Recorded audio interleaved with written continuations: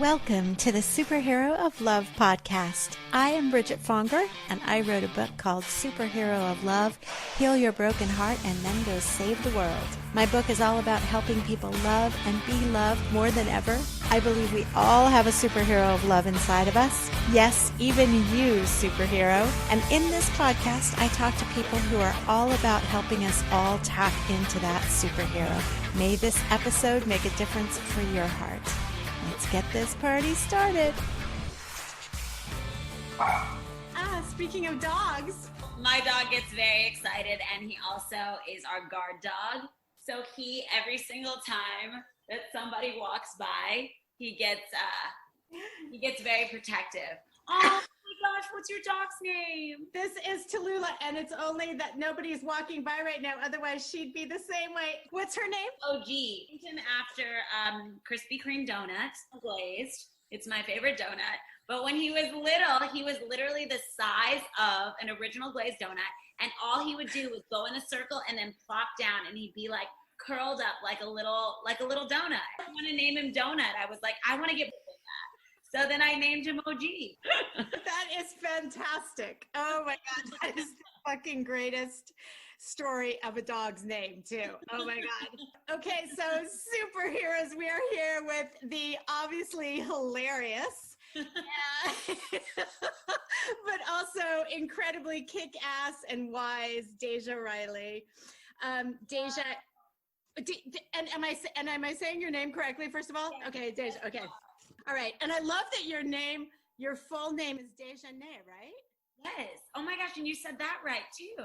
Right, and I love that because I think of you, like I was watching your videos, I was obviously cyber stalking you. I was listening to your videos and I was like, oh my God, she's such an old soul, because like you're so mature. You're more mature in some ways than I am, and I'm sure that I'm like 3 times your age. And I was just like, oh my God, and Dejanay means already born. So it's like, oh yeah, old soul. Yes. I actually don't think my parents knew that when they named me. Actually, they were kind of warring for names with my my aunt and uncle, and they named my older cousin, because I only have one female cousin on my dad's side, and well, I have 2, but my one female cousin that's just above me, her name's Janae, and they wanted to name me Janae, but she was born first, so they got to take the name, and then so my parents were like, okay, well then we're gonna just name her Dejanay. Oh my God, that's such a great story. Yeah. So I love it. Lots of names today. Oh my God. So she's also an old soul, though, as is evidenced by her name. She was a Laker girl. She had a band with her sisters, the Riley Band. She's been a dancer for Beyonce, Britney Spears, Katy Perry, Trey Songz, and Lady Gaga. But right now, she is really out there kicking ass. And when I say kicking ass, listen to her mission statement: to empower and encourage others to live a healthy and happy life, focused on the mind, the body, and the soul. There is no one-size-fits-all path to self-wellness, and I want to help you discover the path that's right for you. And so I was like, oh my God, she's kicking ass. And I was like, in other words, the mind has an ass, which we know. We have an ass in our minds, right? The body has an ass, and we know, and we're always trying to get our ass to the proper form. And then your soul also has an ass, which we can talk about. And so you are kicking ass, body, mind, and soul at what I've decided that you are. That's what you're out there doing. And you're also kicking ass right now. The reason I was like wanting to get you on the podcast right away, Alicia Easter, who was on the podcast a couple weeks ago, she was like, do you know Deja Riley? And I was like, no, I don't know Deja Riley. Please, immediately, I looked you up and I was like, please, please, please, I want to talk to her, because I love what you're out there doing in the fitness community, being a voice, but also just in general in transformation, like I said, with body, mind, and soul. So I'm so happy you're here at this juncture in time, because you're kicking ass in creating more allies in the world, I feel like. And I want to talk about allyship and how we can be better allies today. So, but first, can we talk about, because something recently happened with Louise Hazel with Black Women in Fitness. Yes. Yes. So Louise actually reached out to me and a couple of some of her other girlfriends, and basically said she was going to write an open letter to the fitness industry, to the health and wellness industry in general. And I was like, this is a magnificent idea. How can I be a part? Let me know what I can do. How can I use my platform? And so she is basically letting me know like all of the things that she wanted to tackle. She definitely wanted to get this open letter out there, and she wanted it to be signed by, you know, other Black women in the health and wellness industry, but also supported by the fitness industry and the health and wellness industry in general. So it's a letter that we've been pushing for about a week now. We already got, I think, 120 signatures, which was really awesome. We're actually having a team meeting sometime this week to just kind of talk about our plan of action. But, you know, basically our general message is to, you know, support Black women in general, but specifically for us, you know, with her being an Olympian and with me being a fitness host and fitness professional. Wait, let's interrupt and tell them. So it's because I didn't know who she was previously, and I'm so sorry I didn't know who she was, but Louise Hazel, Olympian, heptathlete. I just know that she does seven different events within one. So she's judged on seven different events. And she also owns her own gym. I think it's the first female gym in Hollywood, if I'm saying that right. It's called the Slay Gym. She is also like an incredible force in this industry and just in general. She's a powerful woman. Proud to call her one of my sisters. And she created this thing that I think in general, she just wanted to like get out the word about all of the disadvantages that we have as Black women in this industry. And so she spoke about a couple of different things in the letter. And I think for me, like the most powerful part was like fair representation. What a lot of people may not recognize about the fitness industry is that you don't see a lot of people that look like us. You may even see some males that are Black, but seeing Black women in fitness and in health and wellness is rare. We find each other. So I think that's how like Ace and I got linked up, and we got linked up through one of our sisters who's her name is Tiff McPherson. And then, you know, Luis and I got like linked up because we happen to be two of the only Black people, not even just Black women, but Black people at an event that we were both teaching at. And we saw each other, like we missed each other. Like I was going up the stairs, she was coming down the stairs, and we're like, wait a second, stop right there. You look like me, let's connect. And so, wow. You know, from there, we just kept in touch, and we're, you know, actively supporting each other through this movement. And yeah, it's something that's really exciting. It's something that I'm super passionate about. And I hope that everybody goes to read the open letter. Yes. And where can they go to read that open letter? You can go to theslayGym.com. Okay, great. And I'll put that in the podcast notes. And one of the things that moved me about it was inclusion does not mean equality. Like it's like, you know, that is, I lump that all into, I'm always talking about how I was kind of lulled into a sleep about racism by the Obama presidency, right?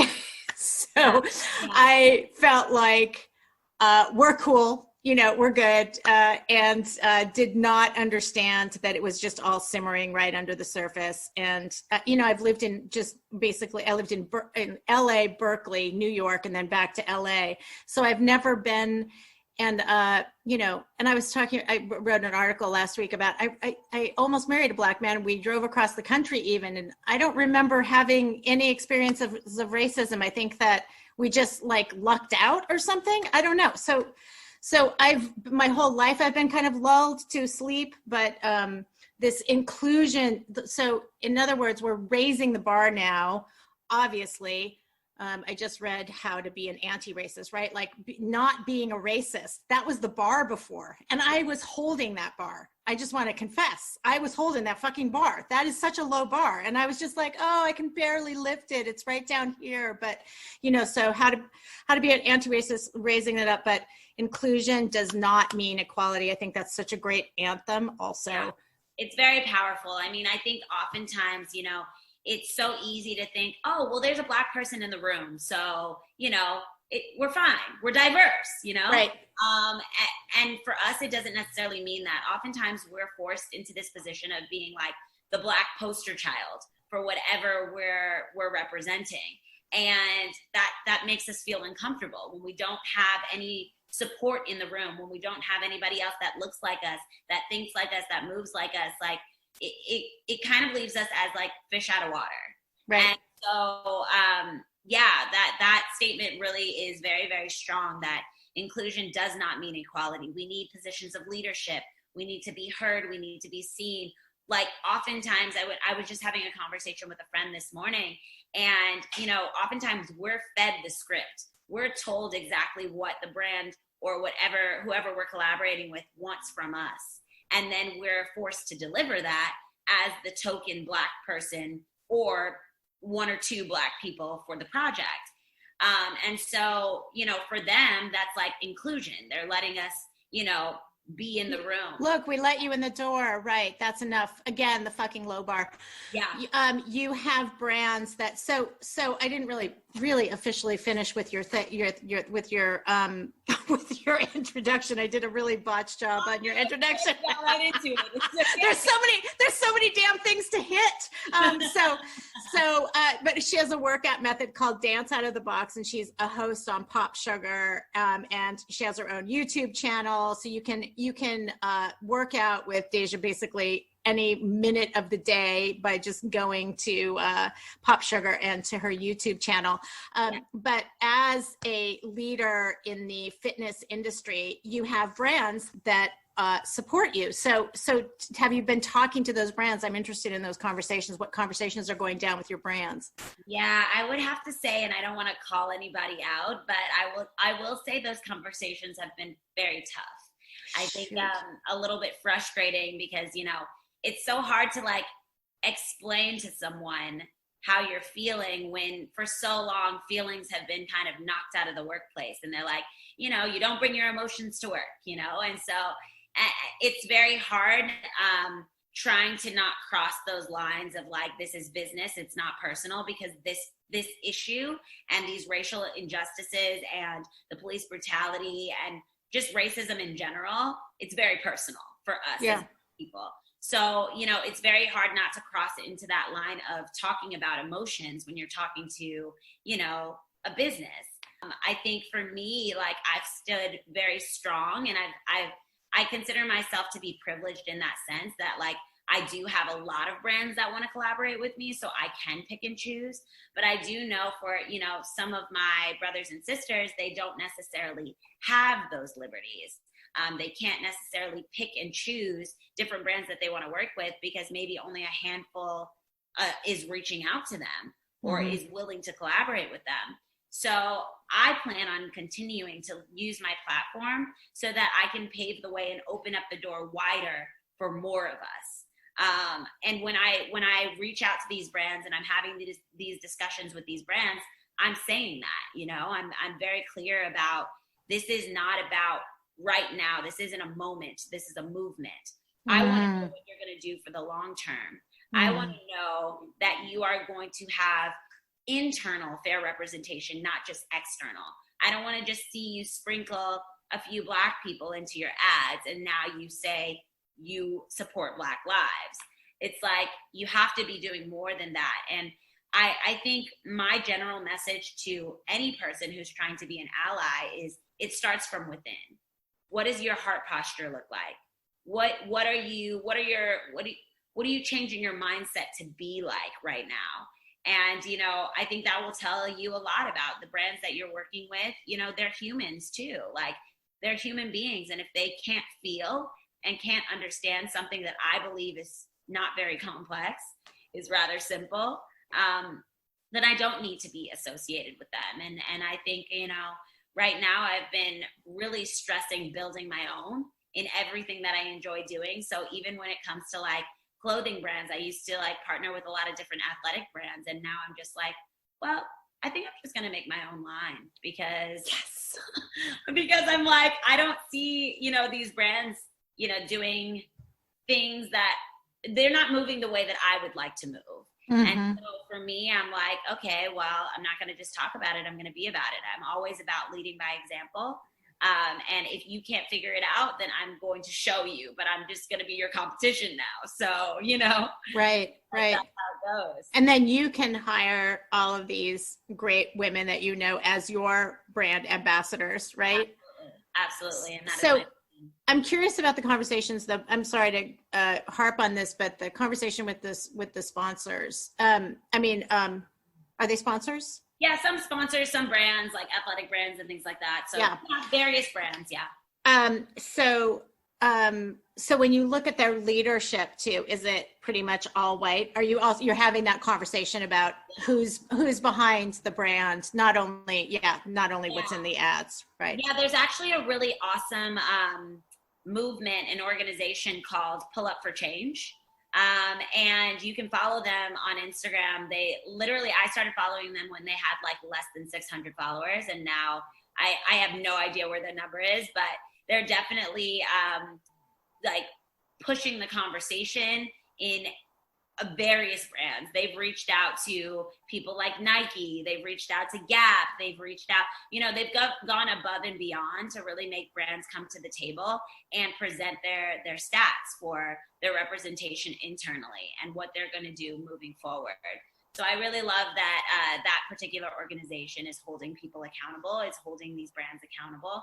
And even, now when I have some of those bigger brands reaching out to me, I'll even go to that page for reference and just be like, hey, have they presented their numbers? Okay, have they presented a plan that they're going to put into action for, how the future of their company is going to look? So I do think all of those things are important, but like, I don't think that even I was doing the research prior to now, just because Wow.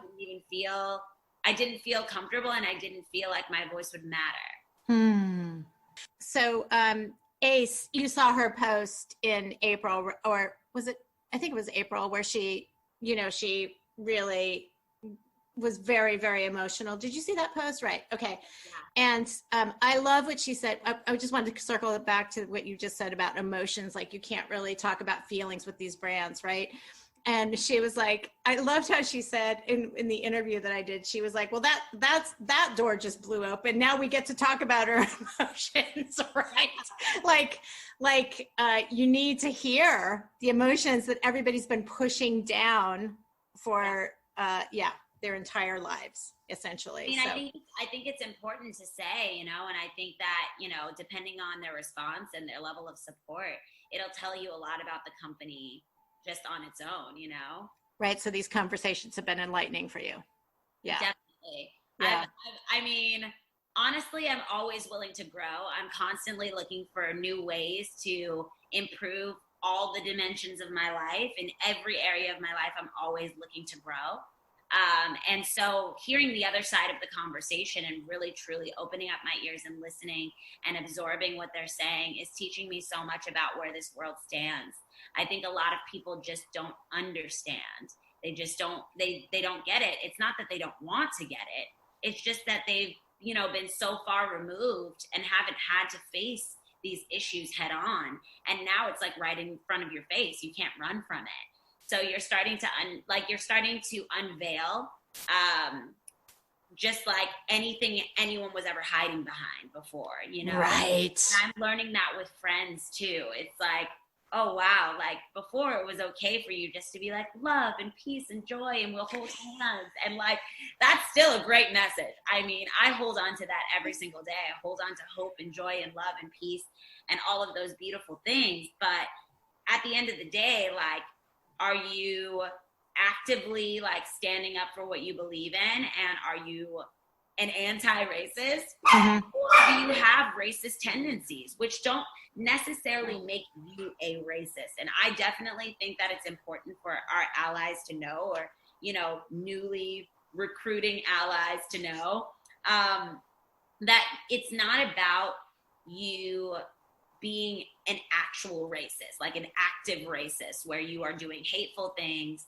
and you are discriminating against people intentionally because of the color of their skin. I think that some people have this, like, this privilege that's been buried for so long, and these racist tendencies that have been buried for so long, that like Now the work starts from within. So you just have to take off the covers, take off the mask, and face it head on.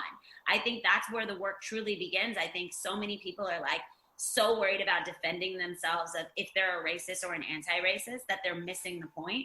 It's like you have to start to examine your heart. And this might be difficult for some people that weren't in touch with their emotions and in touch with who they truly are to begin with. But now's the time to get in touch with your true self.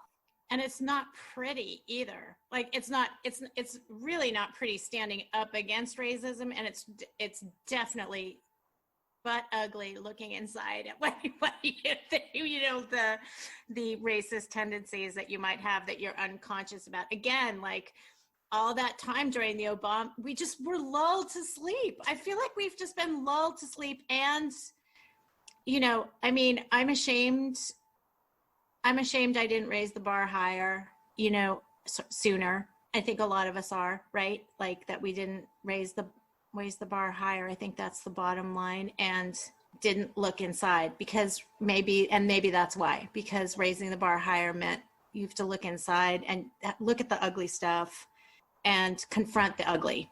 Yeah. And that's a difficult process, I think, for any human being. I think that, you know, any human can have ugly inside of them. It is very, very brave for you to open up to yourself and face those things head on and really dig deep and find true solutions for changing those things. But I think that, you know, sitting in what I've said to a lot of my friends is like, it's okay that you feel ashamed. It's okay that you feel guilty, but don't sit in that. It can be done in that place. No work can truly be like conquered in the place of shame and guilt because it's heavy, it's nasty, it's gross. Nobody wants to feel that at all. Right. But that is the start. So like if you feel that, then you know you want to make a change because that feeling is gross and you want to get out of it. So it's like, acknowledge that the feeling's there and then rise up out of it. Like, and it could be a fire starter. Make it be a spark that starts the fire that gets you off your ass into action. Right. I'm going to just say from this day forward, I don't need to say aloud that I'm ashamed anymore about it. I am ashamed, you know, so end of story, ashamed, now move on. But it's because it's reminding me of Eloquent Rage. Did you read Eloquent Rage by, oh my God.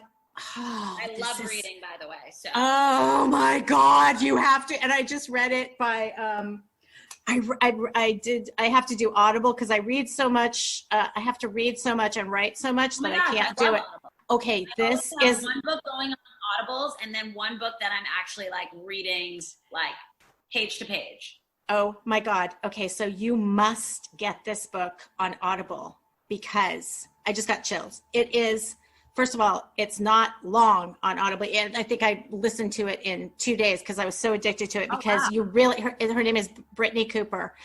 She is unbelievably brilliant. And it's like, for me, it felt like I read it back to back with How to Be an Anti-Racist. And I felt like I was at university, right? Like I was like in school, right? And they're both like really, really great professors, but she is freaking hilarious. She swears throughout the book, which I love. And because she reads it and the way she reads it is like she talks, right? I mean, she's such a great writer. God, she's just such a great writer. And so, but somehow it's not always that a book is really, really beautifully eloquent right on the page. And then the person can infuse it with all of their personality, but she does that. So it feels like, and that's how eloquent she is. Just like I saw her, she took over. The reason I know about her is she took over, remember Pass the Mic a few weeks ago. Yeah, she had the mic. Yeah. So she took over Liz Gilbert's feed and did an hour. And honestly, she didn't miss a single, I was just like, I'm always so blown away when somebody doesn't make a mistake. Cause as you can see, I make mistakes constantly in every single sentence, right? Yeah. So I'm just always blown away that people can speak so eloquently. Liz Gilbert is the same way. I'm just in awe of what rolls out of her mouth. So anyway, things are rolling out of her mouth. And anyway, so the book, you feel like she's just sitting right next to you, like on the couch and just giving you her wisdom, like over the course of several hours. Oh my God, you're going to love it. So anyway, big point that I was trying to make is that in the book, she talks about, she is so hilarious. Is like, enough with the white lady tears, right? Like I love that. she's like, it doesn't really work for me. She's much more eloquent. I'm kind of bastardizing what she said, but she says white lady tears, and it's just so freaking hilarious. Anyway, so it's just like you said, you were saying basically the same thing, you know, like forget the shame and everything, just get into action. And yeah, I mean, and so much of this, I actually am reading a book right now that like is blowing my mind. It's called My Grandmother's Hands, and it's by Resmaa Menakem. I think that's how you say it, Resmaa Menakem. And it's on Audible, so I'm listening to it. So I'm like getting to take some notes. But like I found myself just like stopping and listening because he talks about this thing that he calls white body supremacy. Have you ever heard of that? no, I'm so reading this book. Thank you. Go on. Okay, yes. So you have to get it. One of my friends, Sydney Miller, referred me or recommended this book for me.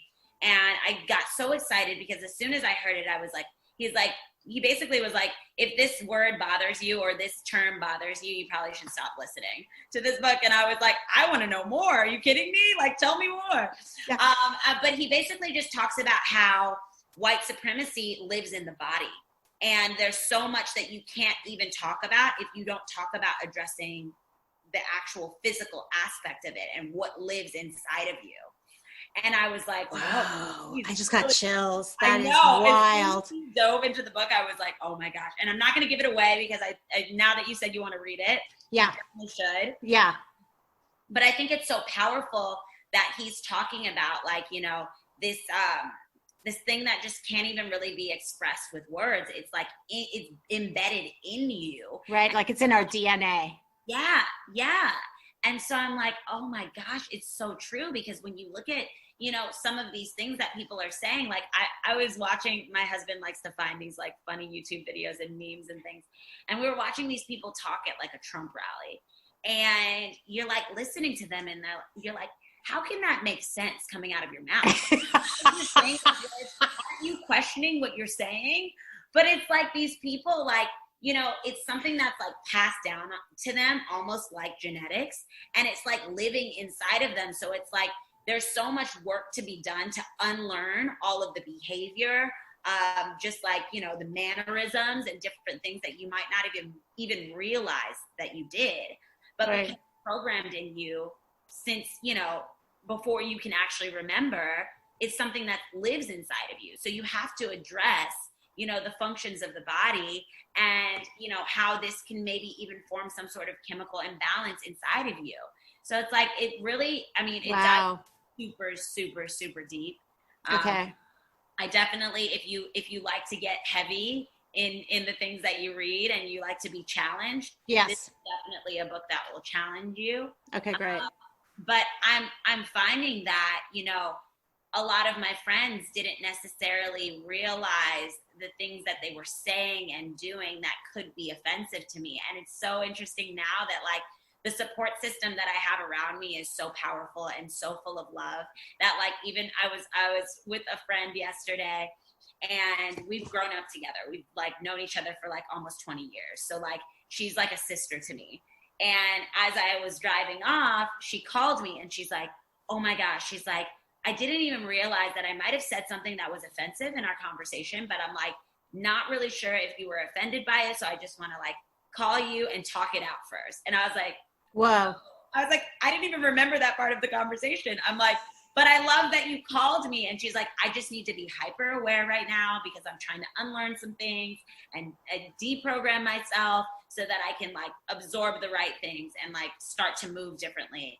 And I was like, yeah, it's an active change. It's like, it's something that's in you. It's something that you have to change from the inside out. It's not something that you can just start saying like, I'm an anti-racist and like, you know, stand for Black people, Black Lives Matter. Like, it's not even close to enough, you know? Right. And so, what are tell us some some things that your friends say that you've had to, and how it sounds like you've been actively also talking to them about it, right? Oh, like yeah, sure. That doesn't really work. I started this thing because I was getting a lot of questions and especially through the first week of like, you know, this surge of civil rights, I was getting very overwhelmed. And I was already very emotional and dealing with a lot of my own personal emotions. And then also my husband's white. He's like tall, blonde hair, blue eyes man. And I was talking with his family and having lots of conversations there. And so for me, like the level in which I could handle like extra emotions stopped at like family. And then like I still had a bunch of friends that were wanting to support me and reach out and say, what can I do? And so I started this group called The Gray Area. And basically it's just like an open discussion forum on Zoom. We get together once a week. We talk about various topics. Last week it was vulnerability and coping. This week we're going to talk about trigger words. And I just want to continue the conversation because there's so much unpacking to do. Conversations that I've like just been having with some of my friends, like, you know, it's simple things like when you maybe comment on my hair and like, you know, maybe like pick it up and pull it apart and you're like saying, this is so cool. And I'm like, oh, if you wear extensions, I'm not doing that to you. Like, I'm like, even if, you know, and it's like, I like to wear my hair in very cool, funky styles. I'm sure you've seen like on my page, like all these buns and things like that. But like, there are these like microaggressions that I have let roll off my shoulders for so long that I'm now having to be honest with my friends about. Like, for example, when I was a little girl, and I was just having this talk with my mom too, because we were talking about trigger words, since that's going to be my topic this week. And I was like, you know, Mom, like, I know that I used to like make a big deal when I was little about me having my hair in braids or twists or any sort of protective style. And I was like, I really didn't like it because when I went to school, the kids would say to me like, oh, you look like Shanae, or like, you go girl, and like stuff like that. And as a kid, you can't really like, it just feels like bullying, you know, and it makes you upset. Wow. And sometimes you don't feel comfortable with speaking up. And it's like something that actually followed me into my adult years, where like I would feel self-conscious in certain environments wearing my hair a certain way. And I'm like, why do I feel like that? Like, so I had to do some digging and figure out what that was. And that's where it came from. And if you've ever seen the show Martin, have you ever seen Martin? Yes. So, you know the character Shanae on there? I don't know it well. I've only seen, I mean, I saw it like when it was originally out. That's how old I am. So I don't remember. I mean, I don't remember the characters are. So it was a girl that Martin played on the show. Okay.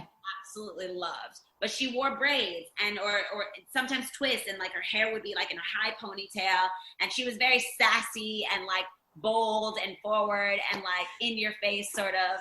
And so for me, like, I never really saw anything wrong with it until I felt like it was being used against me. Like it was being used in a way of like, you know, to belittle me and belittle my character. And so when I did the unpacking and like digging for like why I was feeling that way, I realized that like for a long time when I was going through my dance career, I used to literally over-process my hair, like straighten my hair every single day, and I wore really long weave.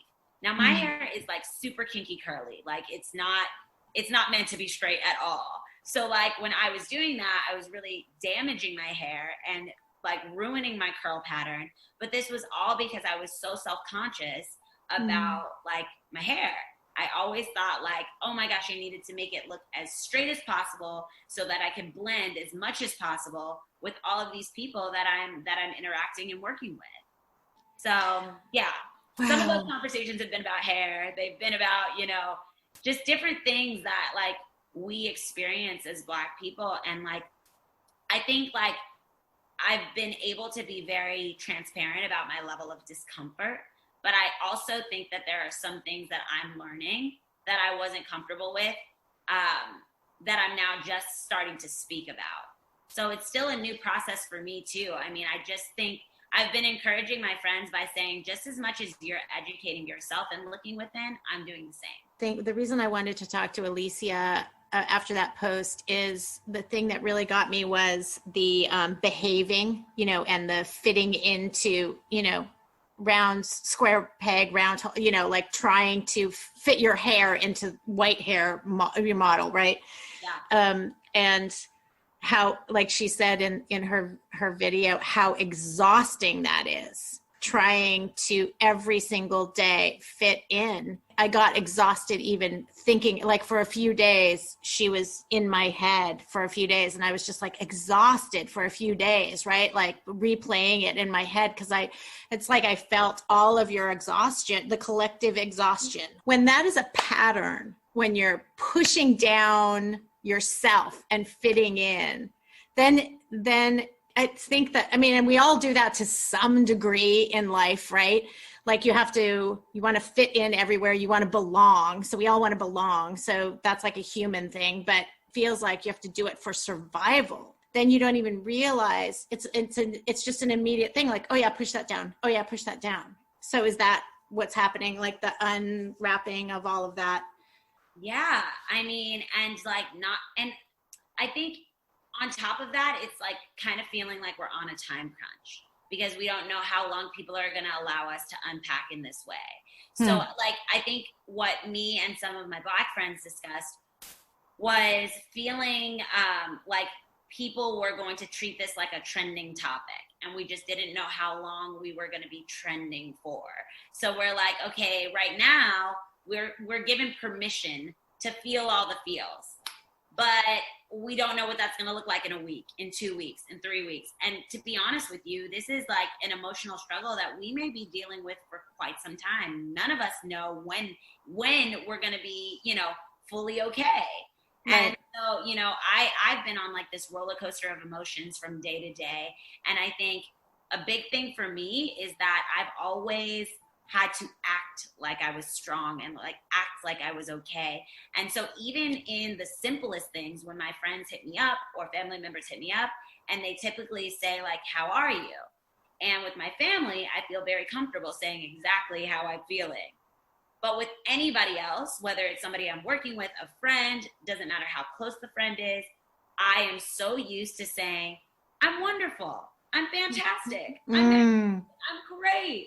Like, and even in saying I'm not okay, I feel like I have to have a follow-up with saying, but I'm holding on to hope and joy and love and, all of those. Right. You have to qualify it. Right. Yeah. And not just being able to sit in the fact that I'm just not okay right now. And that looks like several different things. Like in this moment right now, I'm enjoying this conversation. So I'm joyful and like I'm smiling, but it doesn't mean that like I'm not still picking up the broken pieces of my heart right now, And I think it's so important, I think, for allies to also understand that, because it's going to take us a moment, and we need patience and we need grace, and we need you to love on us regardless, because right now, we weren't prepared to have to go through this, but we're doing some unpacking and unlearning as well. I think for me, is a good friend of mine, Kimberly Felix, who we actually met on Instagram and then just like grew a relationship through that. But she was saying on her live video the other day, we do not give you permission to use our strength as an excuse. Yes.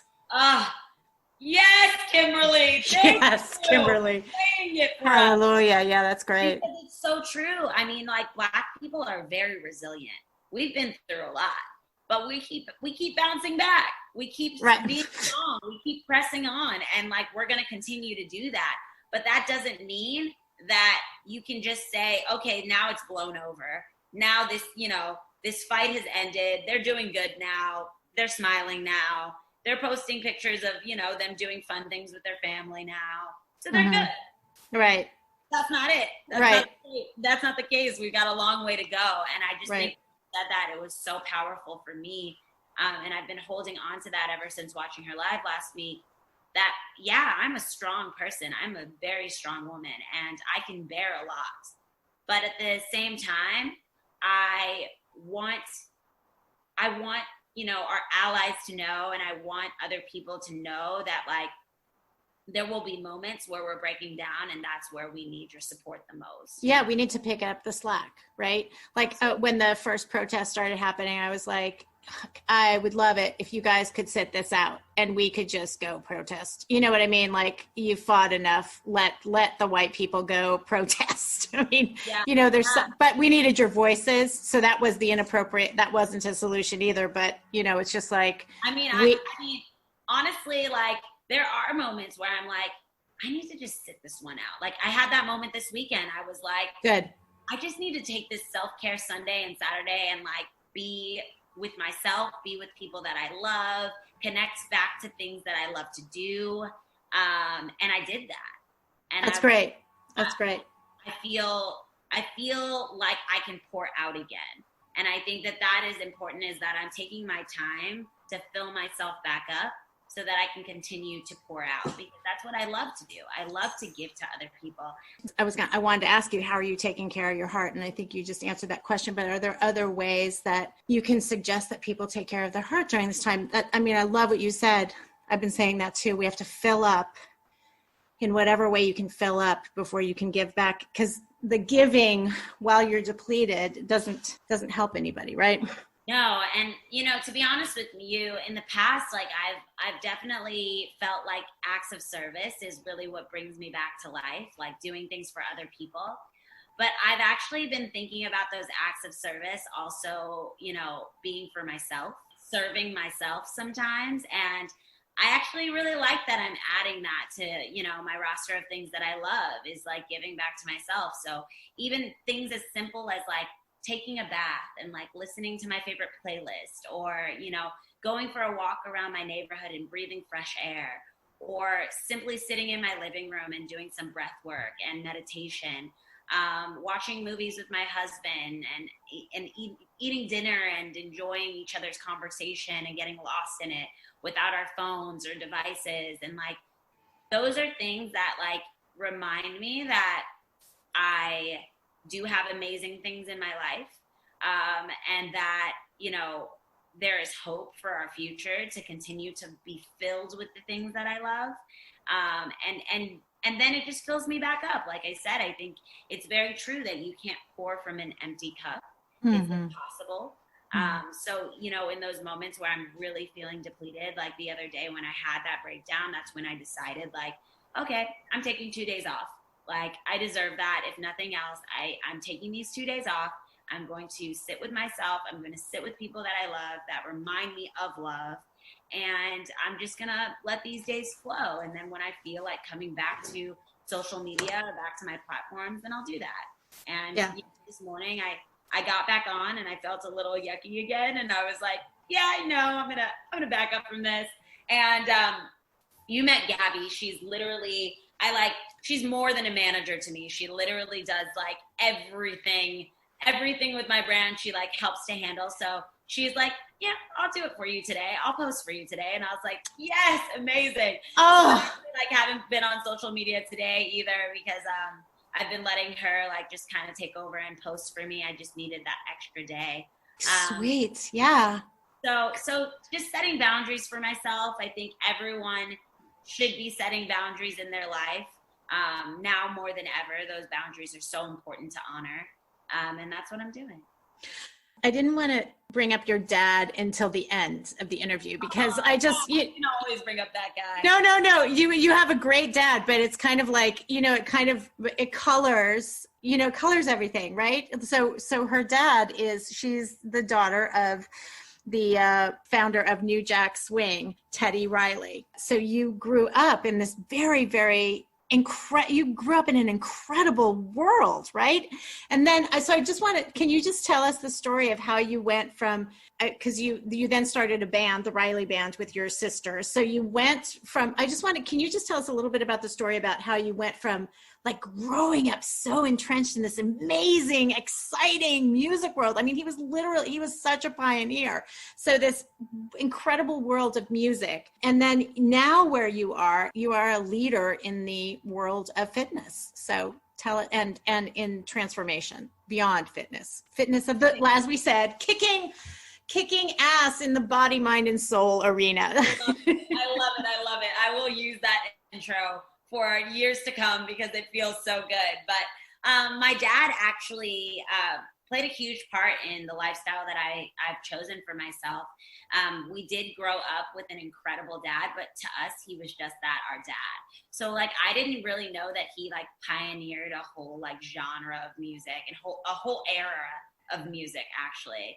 I had no idea that like my dad was this like superhero of the world, because he was just like my personal superhero and like my siblings' personal superhero. So like, you know, my dad is an amazingly talented genius. But we grew up in Virginia Beach. We grew up with, I would say, what I believe to be a pretty normal lifestyle. We did have the privilege of having very nice things, but we never really took those things for granted, because my mom always reminded us of where our blessings came from. My mom was like, you know, very grounded, and she made sure that we knew that it was important to treat everybody with kindness, to do everything with love. My mom literally gave us more love than I could have even imagined. And then piled with my dad's love on top of that. I think that's like why I became this individual that was just dying to pour out so much love. But yeah, my dad definitely provided great education for us, with getting us into the best schools and allowing us to do multiple extracurricular activities. I played the violin, the piano. I was classically trained in ballet, jazz, tap, flamenco, lyrical, contemporary, hip hop. I sang and had lots of singing lessons. Did I tell you I played the saxophone? Did I say that? No, you didn't say the saxophone. I played the alto saxophone and the tenor saxophone. I grew up just like having every opportunity possible thrown at my feet. But my mom always emphasized, do it if it makes you happy, if you're passionate about it, and if you're having fun. And the moment that those things don't apply, stop doing it. And I have applied that same advice to the rest of my life. When something's just like not feeling good anymore, I'm not doing it. I'm not in it, you know? I think that lifestyle kind of like gave me this like grounded foundation, this humble foundation that, you know, I had to go and work for everything I wanted. It wouldn't just be handed to me. My parents always made sure that we knew that it was their money, not ours.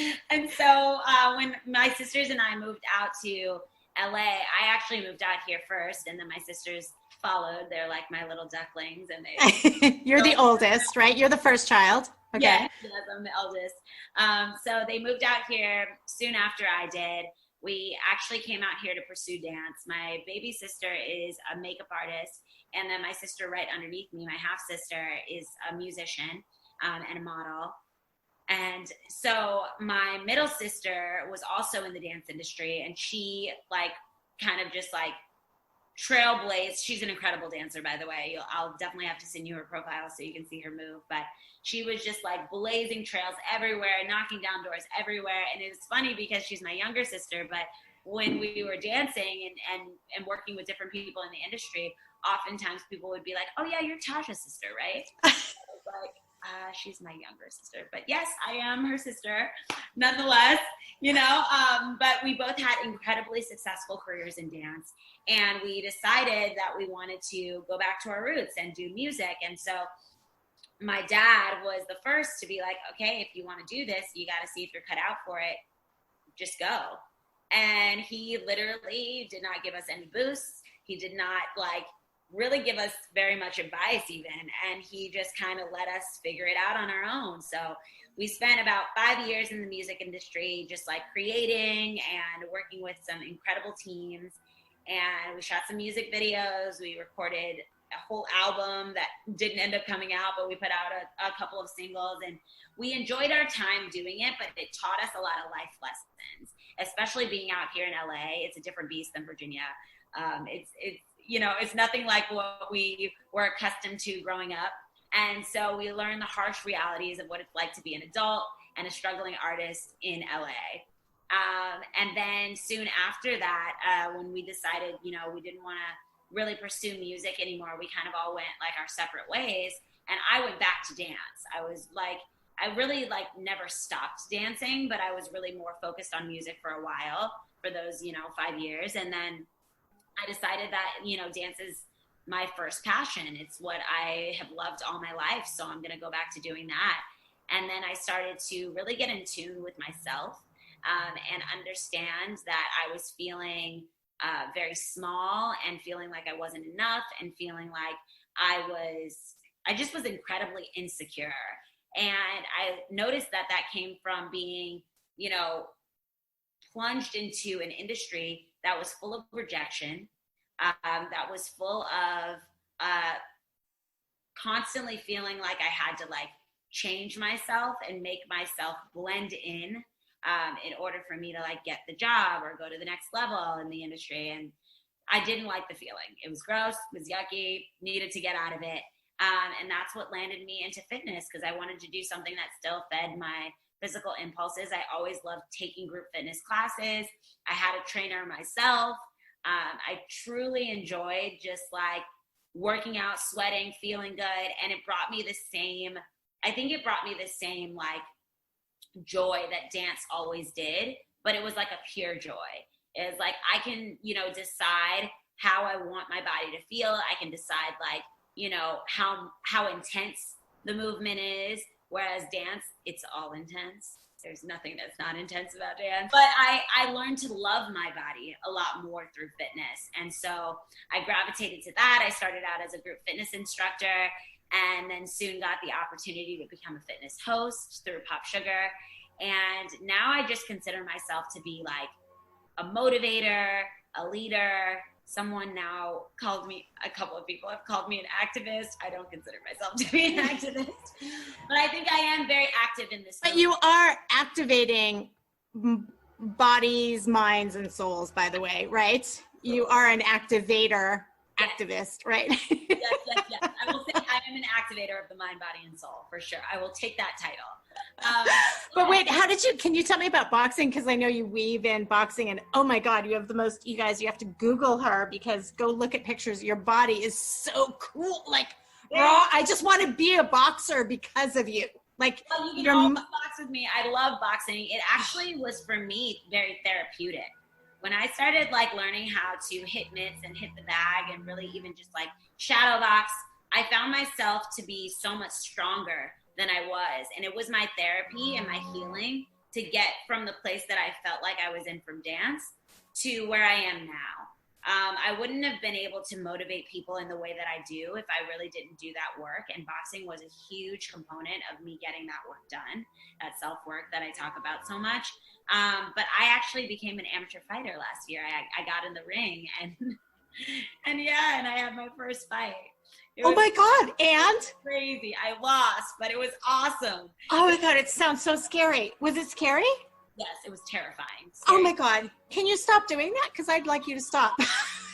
Well, I mean, I'm kind of a bit of a daredevil in that sense. So like my next idea is like, I want to go skydiving. My husband's already done it, but I'm like, I've got to jump out of a plane. Like, it's got to happen. So yeah, it was like something that I set as a goal. I was like, I've been doing a lot of sparring, and I really want to just put my skills to the test and see how it is to actually be in the ring. I don't plan on going professional by any means, but I just felt like if I'm teaching people the sport of boxing, I should have an actual experience. I should get in the ring, really like get my feet wet and figure out what this really feels like. And it is, wow, it's like one of the craziest, most invigorating feelings that you ever feel. Like, I was so terrified. I wanted to stop after like 30 seconds. I was like, I want this to end right now. But yes. I have to finish this round, and I have 2 more rounds after this. An amateur match is 3 rounds. And I was like, I'm going to have to push through. And that's where you really, truly learn the fighter that's inside of you. You really learn perseverance. You really learn how resilient you are, because once you get hit, that bounce back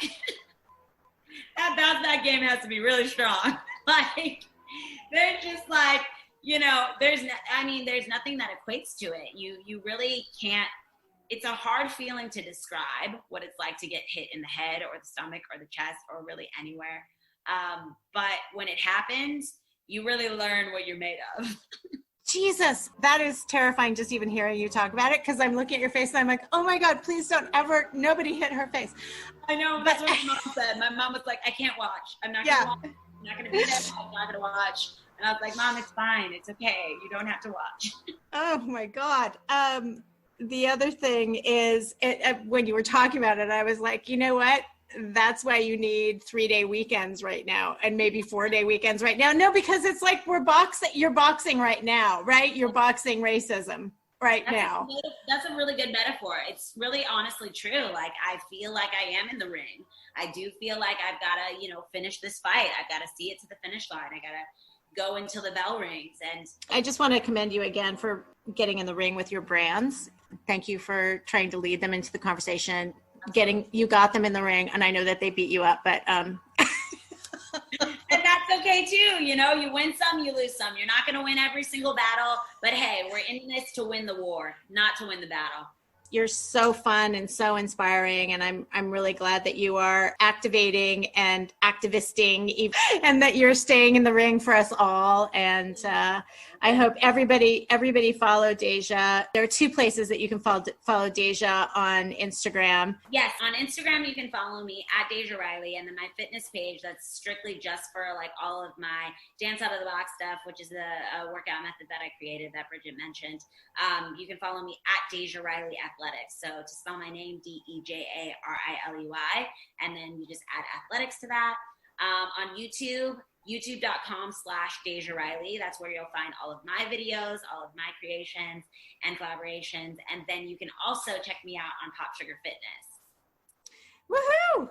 Oh my God. Anything that you wanted to say that I didn't draw you toward to be able to say? No, anybody who's listening and has listened all the way to the end, I want to tell you I love you and I appreciate you. Thank you for listening. Thank you for being open and willing to learn more. I just think that it's so important to spread this message of love, because it's the only thing that can drive out hate.